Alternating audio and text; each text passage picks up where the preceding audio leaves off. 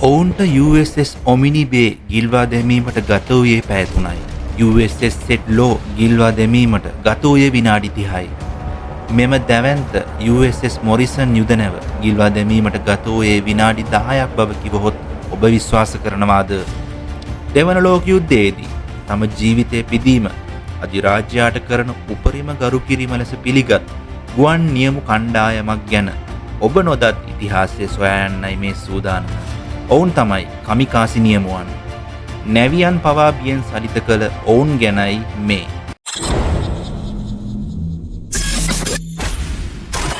දහතුන් වන සියවසේදී ජපානයේ ආක්‍රමණය කරන මොංගෝලියානු ආක්‍රමණිකයන් අතුකා දමමින් හමා ගිය මහා කුණාටුවක් එදා කමිකාසි හෙවත් දේවමය සුළඟ ලෙසින් පැරැන්නෝ නම් කළා.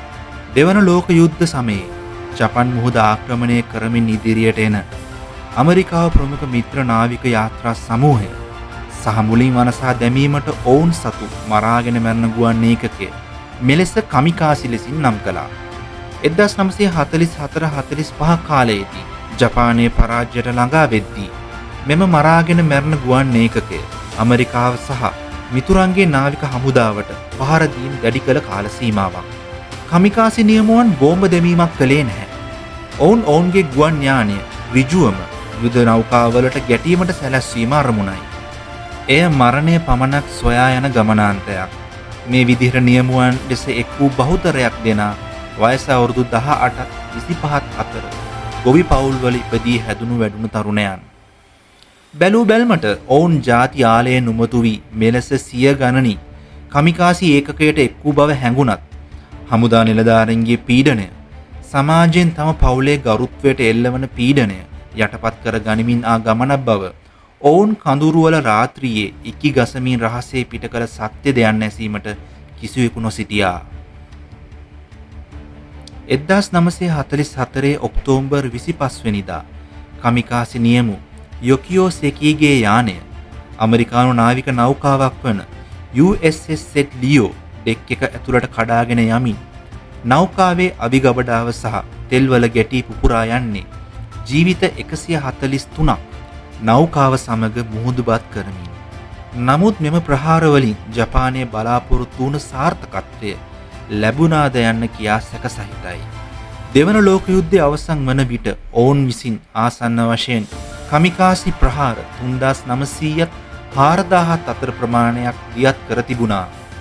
එහිදී නියමුවන් 3000කට අධික පිරිසක් මිය ගියා. නමුත් මෙම ප්‍රහාරවලින් ඔවුන්ට සාර්ථකත්වය ළඟා කරගන්නට හැකි වූයේ 14ත් 19ත් අතර සුළු ප්‍රමාණයක්. ඒ අනුව කමිකාසි ප්‍රහාරවලින් නෞකා 34ත් 47ත් අතර ප්‍රමාණයක් සම්පූර්ණයෙන්ම විනාශ වුණා.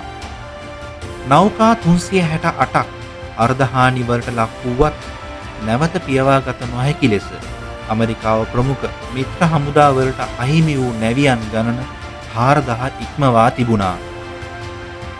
එකදු හෝ ගුවන් යානා රැගෙන යන නෞකා හෙවත් ෆ්ලීට් කැරියර් මුහුදුබත් කිරීමට කමිකාසි නියමුවන් අසමත් වුණා. ඉතින් මරණ සහතිකයේ කල් වේලා ඇතිවම ලියා තබා යුද්ධයට පිටත් වූ මේ කමිකාසි නියමුවන් පිටිපස තිබූ අඳුරු සත්‍ය කතාව ලෝකයට සම්පූර්ණයෙන්ම හෙළිදරව් වුණේ දෙවන ලෝක යුද්ධය නිම වුණාට පස්සෙයි. ඇත්තටම ඇයි මේ තරුණයන් කමිකාසි නියමුවන් ලෙස බඳවා ගත්තේ? ඇයි මේ ප්‍රහාරවල සාර්ථකත්වය අපි හිතන තරම් උසස් මට්ටමක නොතිබුණේ? ඒක ඇමරිකාව ප්‍රමුඛ මිත්‍ර රටවල උසස් සටන් හැකියාවද? නැත්නම් ජපාන ගුවන් හමුදාවේ ඇතුළත තිබූ ගැඹුරු හේතුවක්ද? මේ හැම ප්‍රශ්නයටම පිළිතුරු අපි කතා කරන්නේ ඊළඟ කොටසින්. අපි ඉදිරියේදී ගෙන එන වීඩියෝ මගහැර ගන්න නැතුව බලන්න අපේ channel එක subscribe කරන්න කියන ආරාධනාවත් සමගින් අදට නවතිනවා. ඔබ සැමට සුබ දවසක්.